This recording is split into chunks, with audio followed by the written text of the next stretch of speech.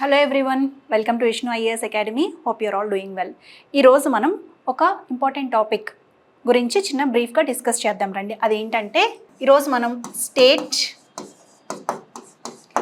Private property, judiciary, ఈ మూడింటి గురించి డిస్కస్ చేద్దాం. స్టేట్, ప్రైవేట్ ప్రాపర్టీ, జ్యుడిషియరీ అసలు ఏంటి, ఈ మూడింటి మధ్య ఉన్నటువంటి సంబంధం ఏంటి, ఎప్పటి నుంచి వీటి మధ్య ఇలాంటి సంబంధం కొనసాగుతుంది, ఏమైనా క్లాషెస్ ఉన్నాయా వీటి మధ్య, అసలు రీసెంట్గా మళ్ళీ బయటికి రావడానికి గల కారణం ఏంటి అనే దాని గురించి క్లుప్తంగా తెలుసుకుందాం ఈరోజు. Okay, without wasting much of our time ఇప్పుడు మనం చూసుకున్నట్లయితే అసలు ఏంటి, ఏం జరిగింది వీటి మధ్య, రీసెంట్గా ఎందుకు లైమ్ లైట్లోకి వచ్చింది అంటే ఇది SC current rule కర్టైలింగ్ of states rights over private properties. రీసెంట్గా సుప్రీంకోర్టు ఒక తీర్పు చెప్తుందనమాట. ఆ తీర్పులో ఏంటంటే స్టేట్స్ యొక్క రైట్స్ ప్రైవేట్ ప్రాపర్టీ మీద నారో చేసేస్తే, అంటే వాటి యొక్క పరిణితి తగ్గించేసే ఒక తీర్పు వస్తుంది అనమాట. ఓకే, ఆ తీర్పు గురించి మనం ఈరోజు తెలుసుకోబోతున్నాం. అసలు అది ఏంటి, ఎందుకు ఇప్పుడు లైమ్ లైట్లోకి వచ్చింది, దాని రిలేటెడ్ కాన్స్టిట్యూషనల్ ప్రొవిజన్స్ ఏమన్నా ఉన్నాయా, ఉంటే అవి ఏంటి, అలాగే ముందు ప్రీవియస్ జడ్జ్మెంట్స్ సుప్రీంకోర్టు రిలేటెడ్ ఏమైనా జడ్జ్మెంట్స్ ఉన్నాయా దీని మీద, ప్రైవేట్ ప్రాపర్టీ రైట్స్ మీద స్టేట్కి మధ్యలో, అలాగే అసలు రీసెంట్ జడ్జ్మెంట్ ఏం చెప్పబోతుంది దాని మీద ప్రస్తుతం, తర్వాత ఫార్వర్డ్ స్టెప్ ఏంటి, అసలు ఇప్పుడు ఈ తీర్పు యొక్క ఇంపాక్ట్ ఎలా ఉండబోతుంది అనే దాని గురించి మనం చూద్దాం రండి. ఓకే, ఇప్పుడు if you get in to the details, రీసెంట్గా November 5th సుప్రీంకోర్టు యొక్క మెజారిటీ తీర్పు అనమాట, దట్ ఈస్ 8:1, అంటే 9 జడ్జ్ బెంచ్. కాన్స్టిట్యూషన్లో మెజారిటీ 8:1, అంటే 8 మంది జడ్జెస్ ఏం చెప్తారు అంటే స్టేట్కి ప్రైవేట్ ప్రాపర్టీ మీద కంప్లీట్ హక్కు ఉండదు, స్టేట్కి ప్రైవేట్ ప్రాపర్టీ మీద కంప్లీట్ రైట్స్, కంప్లీట్ కంట్రోల్ ఉండదు. ఎందుకు, దేనికి కంప్లీట్ రైట్ దేనికి తీసుకుంటుంది స్టేట్? జనరల్గా ఆ ల్యాండ్, ఆ ప్రాపర్టీ ఏదైతే ఉందో దాన్ని అయితే నేషనలైజ్ అయినా చేస్తుంది, లేదంటే ఎక్వైర్ అయినా చేసుకుని కమ్యూనిటీ యొక్క వెల్ఫేర్ కోసం వాడుకోవడం. సాధారణంగా స్టేట్ అందుకనే ప్రైవేట్ ప్రాపర్టీని ఎక్వైర్ చేస్తుంది అనమాట. సో అలాంటి ఎక్విజిషన్ రైట్ని ఈ యొక్క తీర్పు అనేది చాలా నారో చేసేస్తుంది అనమాట. అసలు ఏంటి ఈ తీర్పు రావడానికి అసలు కేసు ఏంటి అని మనం చూసుకున్నట్లయితే, దీనికి రిలేటెడ్ అసలు వాట్ ఈస్ ద కేస్ తెలుసుకోవాలి కదా. అసలు ఎందుకు ఆ కేసు ఏంటి అంటే, property owners, this case is related to our Maharashtra state. ఈ మహారాష్ట్ర స్టేట్లో ప్రాపర్టీ ఓనర్స్ అసోసియేషన్కి అలాగే వర్సెస్ మహారాష్ట్ర, ఈ రెండింటి మధ్య ప్రాపర్టీ ఓనర్స్, ఈ మహారాష్ట్రలో ఉండేటువంటి ప్రాపర్టీ ఓనర్స్ అసోసియేషన్కి మహారాష్ట్ర స్టేట్కి మధ్య ఉన్న కేసులో వచ్చినటువంటి తీర్పు ఇది అనమాట. ఫస్ట్ యాక్చువల్లీ ఇది 9 జడ్జ్ బెంచ్కి వెళ్తుంది, 7 జడ్జ్ బెంచ్కి వెళ్తుంది అనమాట. అక్కడి నుంచి 9 జడ్జ్ బెంచ్కి ట్రాన్స్ఫర్ చేస్తారు.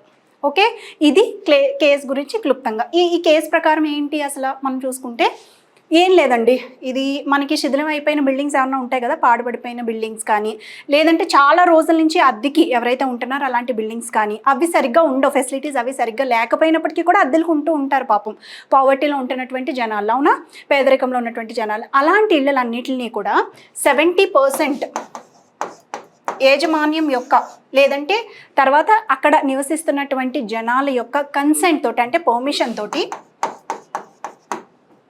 ఒక యాక్ట్ అనమాట, Maharashtra housing and area development act.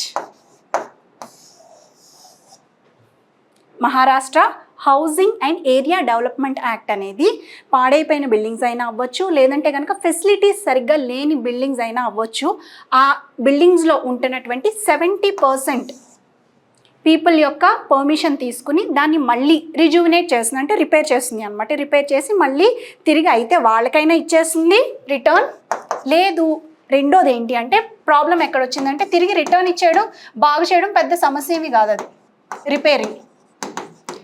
కానీ ప్రాబ్లం ఎక్కడ వచ్చింది అంటే, అలాంటి ఇల్లులు అనేవి ఎక్కువ కాలంగా అద్దెకి నివసిస్తున్న వారికి అయితే తిరిగి ఇచ్చేస్తుంది గవర్నమెంట్, ప్రభుత్వం వాళ్ళకి ఓనర్స్ని చేసేస్తుంది.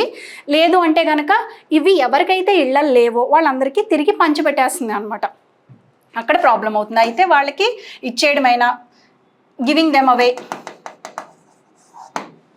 అద్దెకుంటున్న వాళ్ళకి, లేదంటే కనుక హౌస్లెస్ పీపుల్ ఉంటారు కదా, ఇళ్ళ లేని వాళ్ళకి తిరిగి అయినా ఇచ్చేస్తుంది అనమాట. సో ఈ రెండింటి కోసం అని చెప్పి ఈ ల్యాండ్ ప్రాపర్టీ ఓనర్స్ అసోసియేషన్ వెళ్ళి కోర్టులో కేసు వేస్తుంది అనమాట మహారాష్ట్ర స్టేట్ మీద. అక్కడ గొడవ అవుతుందండి. స్టార్ట్ అర్థమైంది కదా ఇక్కడికి. ఇప్పుడు మనం నెక్స్ట్ అసలు దీని రిలేటెడ్ ఇప్పుడు స్టేట్ చూసాము, కేసు చూసాము, జ్యుడిషియరీ చూసాం. ఇప్పుడు మనం కాన్స్టిట్యూషన్లో అసలు ఈ property related state related articles ఏమన్నా ఉన్నాయా అని మనం చూస్తే yes they are. You all know very well right. మనకి పార్ట్ 4 ఆఫ్ ద కాన్స్టిట్యూషన్ ఏంటండి, అది directive principles of the state policy, isn't it? ఈ directive principles of the state policy ఏంటి? ఇవి ఒక సిద్ధాంతాలు, కొన్ని ప్రిన్సిపల్స్, స్టేట్స్ ఫాలో అవ్వాల్సినటువంటి కొన్ని సిద్ధాంతాల గురించి మనకి కాన్స్టిట్యూషన్లో directive principles of the state policy written ఫామ్లో చెప్తుంది అనమాట. ఏంటి అది అంటే ఆ సిద్ధాంతాలు సొసైటీలో ఉన్నటువంటి ఆ స్టేట్ యొక్క పీపుల్ యొక్క సోషల్ వెల్ఫేర్ కోసం, ఎకనామిక్ వెల్ఫేర్ కోసం, అలాగే వాళ్ళ యొక్క జస్టిస్ కోసం అనుగుణంగా ఆ స్టేట్ అనేది పాలసీస్ని తీసుకొచ్చి ప్రజల యొక్క వెల్ఫేర్ని హైయెస్ట్ ప్రయారిటీ ఇవ్వాలి అని చెప్తుంది అనమాట according to this principles. So ఈ ప్రిన్సిపల్స్ ఏంటి అంటే they are not guaranteed.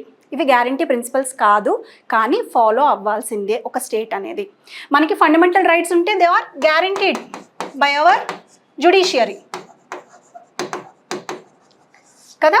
Constitution అనేది ఫండమెంటల్ రైట్స్ అన్నిటిని కూడా జ్యుడిషియరీలోకి వెళ్ళి మీకు గ్యారంటీ జ్యుడిషియరీ ఇస్తుంది అనే మనకి ఒక ప్రామిస్ని చేస్తుంది. But when it comes to directive principles of the state policy, ఆ స్టేట్ పాలసీ అనేది ప్రిన్సిపల్స్ని ఫాలో అయినా అవ్వకపోయినా ఆ స్టేట్ మనం కోర్టుకి వెళ్ళి ప్రశ్నించే హక్కు ఉండదు. కానీ అయినప్పటికీ కూడా మనలో ప్రతి state, every state will try to follow each and every principle for the welfare of its own citizens. We all know it very well. So ఇప్పుడు మనం ఇక్కడికి వచ్చినట్లయితే ఈ directive principles of the state పాలసీలో ఆర్టికల్ 39B ఉంటుంది అన్నమాట. Okay, ఈ article 39B ఏం చెప్తుంది అంటే, లెట్స్ సే ఆర్టికల్ 39B ఏం చెప్తుంది?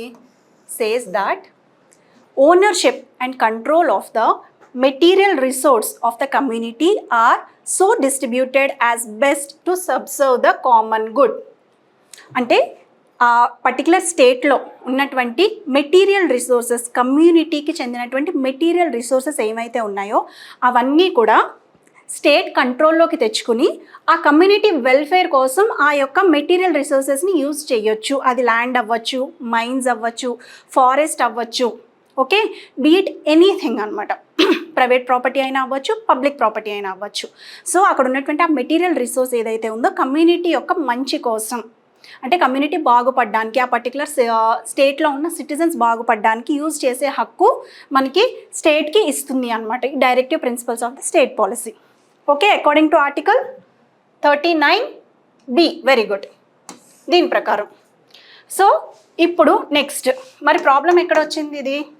బికాస్ ప్రీవియస్గా మనం చూసుకున్నట్లయితే ముందు చెప్తున్నాను నేను, రైట్ టు ప్రాపర్టీ కదా, right to property use to be a fundamental right. ఇంతకుముందు మనకి ఫండమెంటల్ రైట్ ఉండేది, of course now it is no more. ఇది ఇప్పుడు ఏమైందండి? కాన్స్టిట్యూషనల్ రైట్ అయింది. It's not guaranteed by the judiciary, but yes it is guaranteed by our constitution. So అంటే ప్రతి వ్యక్తికి కూడా తను వెల్త్ని అక్యూములేట్ చేసుకునే రైట్ని మన కాన్స్టిట్యూషన్ మనకి ప్రొవైడ్ చేస్తుంది అనమాట. So now it is under article 300A. ఇది మనకి తెలిసిందే. ఇప్పుడు సమస్య ఎక్కడొచ్చింది అంటే, ఈ డైరెక్టివ్ ప్రిన్సిపల్ స్టేట్ పాలసీ ప్రకారం స్టేట్కి ఆ హక్కు ఉంటుంది కాబట్టి ఇప్పుడు ప్రజలు ఎవరైతే వెల్త్ని అక్యూములేట్ చేసుకున్నారో వాళ్ళు వచ్చి ఏమంటారు అంటే, దే సే దట్ మా యొక్క హక్కు అది, right to accumulate the property, అలాగే according to article 14 equality before law and equal justice, ఆ రెండు డెలివరెన్స్ ప్రకారం ఆ రెండు మాకు ఉల్లంఘన, అవి రెండు కూడా మాకు క్యాన్సిల్ అవుతాయి దీనివల్ల. ఎందుకంటే ఇప్పుడు ఏం చెప్తుంది దీంట్లో? Yes, I forgot to tell you about one more article called as 31C. ఈ ఆర్టికల్ ప్రకారం ఏంటంటే డైరెక్టివ్ ఇది ఏదైతే ఉందో దీనికి అనుకూలంగా ఏదైనా చట్టం తీసుకొచ్చినట్లయితే, ఫర్ ఎగ్జాంపుల్ ఒక ఏ అనే వ్యక్తి ఒక పొలం సంపాదించుకున్నాడండి కష్టపడి, ఓకే, అది ఎక్కడ ఉందంటే సిటీ మధ్యలో సంపాదించుకున్నాడు, చాలా కష్టపడి, ఒక ల్యాండే అనుకుందాం మనం. ఆ ల్యాండ్ తను స్వ కష్టంతో సంపాదించుకున్నాడు. ఇప్పుడు ఆ ల్యాండ్ అనేది కొంతకాలం తర్వాత, లెట్స్ సే ఒక 5 years తర్వాత, కమ్యూనిటీ వాళ్ళందరికీ కూడా ఉపయోగపడే ప్లేస్లో ఉంది అది. అంటే ఆ ల్యాండ్ని తీసుకుని గవర్నమెంట్ ఏంటి అంటే ఆ హౌసెస్ లేని వాళ్ళ కోసం అక్కడ ఇల్లులు కట్టించడం అవ్వచ్చు, లేదు అంటే ఆ లేబర్ కోసం, అక్కడ ఉండేటువంటి వలస వచ్చిన వాళ్ళ కోసం, పేదల కోసం అక్కడ ఒక చిన్న ఫ్యాక్టరీ లాంటిది ఏదైనా కట్టించి ఇవ్వాలి అని అనుకుంటే కనుక, నా దగ్గర నేనే అనుకోండి అది సంపాదించుకున్నాను, నా దగ్గర నుంచి గవర్నమెంట్ ఆ పర్టికులర్ ప్రాపర్టీని తీసేసుకుని ఎక్వైర్ చేసుకుని వాళ్ళకి ట్రాన్స్ఫర్ చేసే హక్కు ఉంటుంది అనమాట. ఓకే, బట్ బిఫోర్ దట్ ఏంటి, అలా నా దగ్గర నుంచి తీసుకునే ముందు నాకు వాళ్ళు కాంపెన్సేషన్ ఇవ్వాలి. ఎవరు? స్టేట్ కాంపెన్సేషన్ ఇవ్వాలి అనే ఒక రూల్ ఉండేది అనమాట. తర్వాత ఏం జరిగింది అంటే ఈ ఆర్టికల్ 31C వచ్చిన తర్వాత, ఎప్పుడైతే కమ్యూనిటీ వెల్ఫేర్ కోసం నా ప్రాపర్టీని గవర్నమెంట్ తీసుకుంటుందో, అలాంటి చట్టాన్ని తీసుకురావాలి అని, ఆ చట్టానికి వ్యతిరేకంగా నేను కోర్టుకు వెళ్ళే అధికారం నాకు ఉండదు. అంటే it is not under the purview of judicial review. నాకు కోర్టుకు వెళ్ళే అధికారం ఉండదు. కాబట్టి నేను ఏం చేస్తాను, ఇంకా ఐ ఆమ్ హెల్ప్లెస్. అంటే that means equality before the law అనే ఒక రైట్ నేను కోల్పోయాను అనమాట. దాన్ని బేస్ చేసుకుని నేను కోర్టుకు వెళ్ళే అధికారం నాకు లేదు, ఆ హక్కుని కోల్పోతాను అనమాట నేను. సో అలాంటి ఆర్టికల్లో ఈ ఆర్టికల్ అనేది మనకి ఈ విధమైనటువంటి రైట్ని తీసుకొస్తున్నాం. అంటే it is protecting this directive ప్రిన్సిపల్స్లో ఉన్నటువంటి 39Bని ప్రొటెక్ట్ చేస్తుంది. అర్థమైందా అందరికీ? Very good. ఇప్పుడు మనం మెయిన్గా చూసుకున్నట్లయితే article 31C will be always shielding and protecting article 39B. Okay, ఇక్కడ వరకు అర్థమైంది కదా? ఇదంతా this is related to properties, especially private properties. Okay, ఇప్పుడు మనం చూసుకుంటే సో స్టేట్కి అంతవరకు కంట్రోల్ ఇచ్చేసింది. ఇప్పుడు మనం ఒక్కసారి ప్రీవియస్ జడ్జిమెంట్స్ ఏమన్నా ఉన్నాయో చూసుకుందాం అనమాట. 1977లో state of Karnataka versus Ranganath Reddy ఏంటండి, 1977లో state of Karnataka versus Ranganath Reddy కేసులో ఏం జరుగుతుంది అంటే, కోర్ట్ అనేది ఎస్పెషల్లీ దాంట్లో మనకి జస్టిస్ కృష్ణ అయ్యర్ అనే మన ఆనరబుల్ జస్టిస్ ఆయన ఏం తీర్పు చెప్తారంటే, దీంట్లో ఏం లేదండి, రంగనాథ్ రెడ్డి యొక్క ప్రైవేట్ బస్సెస్ని state of Karnataka public transportation కింద కన్వర్ట్ చేసేస్తుంది అనమాట, for the welfare of so many citizens కదా. సో అప్పుడు ఆయన కోర్టుకు వెళ్ళినప్పుడు కోర్టులో జస్టిస్ కృష్ణ అయ్యర్ గారు ఆయన తీర్పు చెప్తారనమాట. ఏం తీర్పు చెప్తారంటే, నేను ఇందాక చెప్పాను కదా ఆర్టికల్ 39Bలో ఏముంటుందండి, మెటీరియల్ రిసోర్సెస్ ఉన్నాయి చూసారు. ఈ మెటీరియల్ రిసోర్సెస్ యొక్క ఇంటర్ప్రిటేషన్ అంటే దీని యొక్క మీనింగ్, స్కోప్ ఏంటి అనేది మనకి జస్టిస్ కృష్ణ అయ్యర్ గారు మన జడ్జ్ ఆయన ఇవ్వాలన్నమాట. అసలు దాని యొక్క అర్థం ఏంటి, దాని స్కోప్ ఎంతవరకు ఉంటుంది, ఎక్స్పాండ్ ఎంత అనేది చెప్పే ప్రక్రియలో ఆయన ఏం చెప్తారంటే, దీన్ని జస్టిఫై చేస్తారు. Yes, state does have the right to convert any private property for the welfare of its citizens into a public property. Nationalize చేసే అధికారం ఉంటుంది. అది ఏదైనా కావచ్చు, బస్సెస్ అయినా అవ్వచ్చు, మెటీరియల్ గూడ్స్ అయినా అవ్వచ్చు, లేదంటే కనుక ల్యాండ్ అయినా, మూవబుల్ ప్రాపర్టీ అయినా అవ్వచ్చు, మూవబుల్ ప్రాపర్టీస్ ఏదైనా సరే అది జనాలకి లాభపరిచేలా ఉన్నట్లయితే కనుక స్టేట్ దాన్ని ఎక్వైర్ చేసుకుని వాళ్ళ లాభానికి ఉపయోగించే హక్కు ఉంటుంది. దానికి ఈయన కోర్టులో కేసు వేసినా సరే అది చెల్లదు అని చెప్తారు ఆయన. డన్. సో ఇది 1977లో జరుగుతుంది. అప్పటి నుంచి కూడా మనకి ఈ బేస్ని, ఈ తీర్పుని ఆధారం చేసుకుని మళ్ళీ మధ్యలో మనకి చాలా కేసెస్, ఒక 2-3 కేసెస్ వస్తాయన్నమాట. ఆ 2-3 కేసెస్లో కూడా ఇలాగ స్టేట్ అనేది ప్రైవేట్ ప్రాపర్టీని ఎక్వైర్ చేసుకోవచ్చు. అండ్ దాంట్లో ఏంటంటే నేషనలైజేషన్ ఆఫ్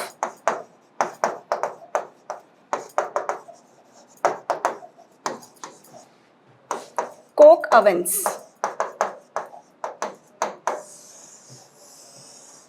దీని మీద కూడా కేసు వేస్తారనమాట. ఆ కోక్స్ని నేషనలైజ్ చేసిన దాంట్లో కూడా ఒక కేసు జరుగుతుంది. దాన్ని కూడా కోర్టు ఏం చేస్తుందంటే సమర్థిస్తుంది అనమాట. ఎస్, నేషనలైజ్ చేయడం పెద్ద పొరపాటు ఏమీ కాదు, if it is for the beneficiary of the common good అని చెప్తుంది అనమాట. సో ఈయన కేసు అదంతా కూడా నడుస్తున్నప్పుడు ఇది ఎప్పుడు జరుగుతుంది, 1997లో జరుగుతుంది ఇది. ఓకే, ఇప్పుడు నెక్స్ట్ తర్వాత కట్ చేస్తే ఇప్పుడు వచ్చేస్తే మనం కనుక ఇప్పుడు వచ్చినట్లయితే రీసెంట్గా మహారాష్ట్ర కేసు వేస్తుంది కదా, దాంట్లో 9 జడ్జ్ బెంచ్ ఏం చెప్తుంది అంటే నో, స్టేట్కి మొత్తం ప్రైవేట్ ప్రాపర్టీని ఎక్వైర్ చేసుకునే ఆంబిట్ అధికారం లేదు.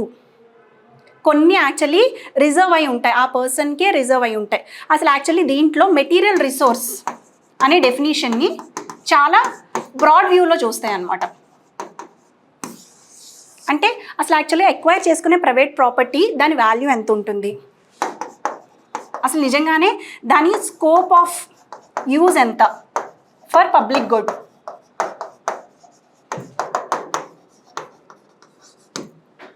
దాని స్కోప్ ఎంత ఉంది, తర్వాత దాని వాల్యూ ఎంత ఉంది, ఇవన్నీ చూసుకుని నిజంగానే అంత ఎక్కువ యూజ్ అయితేనే తప్ప తీసుకోవాలి. తప్పితే ఏ ప్రాపర్టీ పడితే ఆ ప్రాపర్టీని స్టేట్ అనేది పబ్లిక్ గుడ్ కోసం ఎక్వైర్ చేసుకునే అధికారం లేదు అని చెప్తుంది అనమాట. అండర్స్టాండ్? అంటే ఇప్పుడు మనం చూసుకున్నట్లయితే దీంట్లో ఎస్పెషల్లీ మనకి ఈ తీర్పు అనేది this is given by none other than our chief justice, former chief justice of India DY Chandrachud.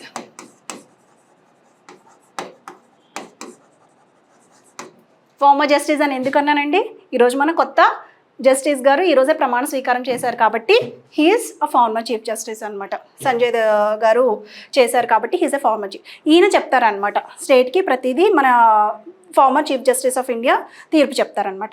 దీంట్లో ఈ 9 జడ్జ్ బెంచ్లో మళ్ళీ ఇద్దరు దీనికి వ్యతిరేకం అవుతారనమాట. ఒకళ్ళు వచ్చేసరికి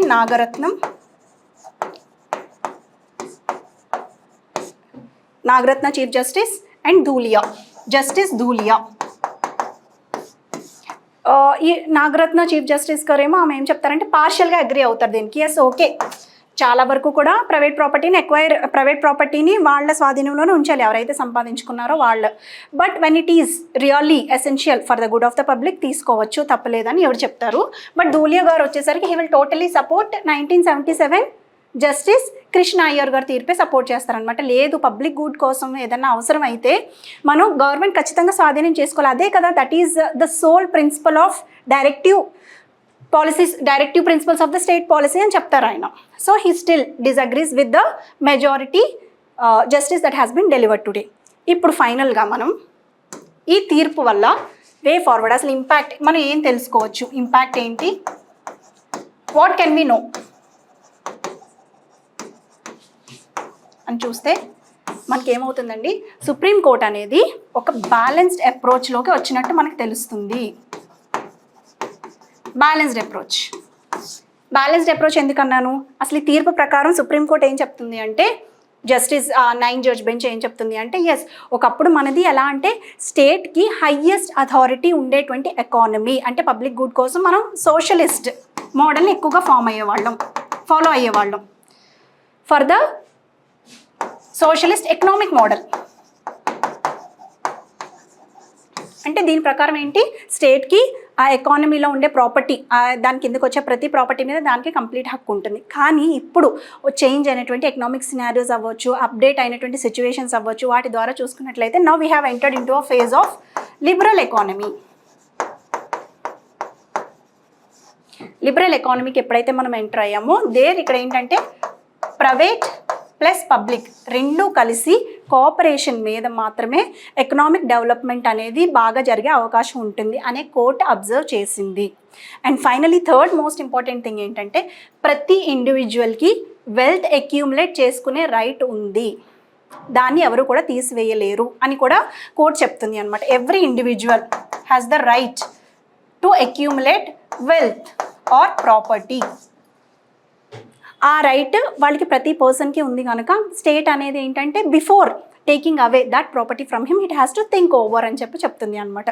సో ఫైనల్గా ఇవన్నీ చేస్తూ సుప్రీంకోర్టు అనేది it will give a balanced approach between state and states control over private property. ఇది కాస్త బ్యాలెన్స్ చేసి ఏం చెప్తుంది, స్టేట్ ప్రైవేట్ ప్రాపర్టీ రెండు కూడా they should go hand in hand for the common welfare. అలాగే కోర్ట్ కూడా మళ్ళీ ఏం చెప్తుంది అంటే at the same time you have to address the economic inequalities, economy that is highly accumulated into the hands of only some people in the society, అలాంటి వాటిని కూడా balance చేయాలని చెప్పి కోర్టు తీర్పు చెప్తుంది అనమాట. So this is one of the landmark judgments అని కూడా చెప్పొచ్చు మనం, which is property owners association versus state of Maharashtra. దీన్ని బట్టి ఎస్సీ అనేది సుప్రీంకోర్టు తన యొక్క ముందు తీర్పులన్నింటినీ కూడా తిరగరాసి మళ్ళీ కొత్తగా మనకి కోఆపరేటివ్ జడ్జ్మెంట్ అనేది ఇవ్వడం జరుగుతుంది అంటే between the state and the economy players in the society. Hope you understood. అర్థమైంది ఉంటుందని అనుకుంటున్నాను all of you, and all the best.